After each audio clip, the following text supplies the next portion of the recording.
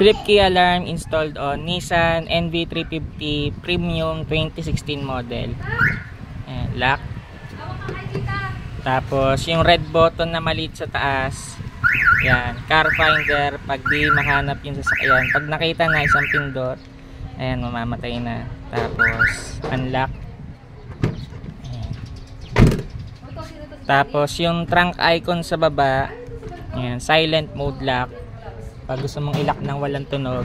Tapos pag nag-unlock ka, ayan, wala rin tunog.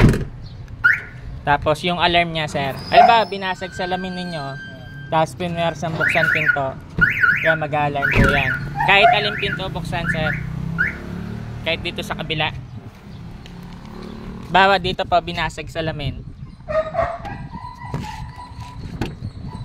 yan, kahit sa sliding, sir, mag-alarm po yan. Okay.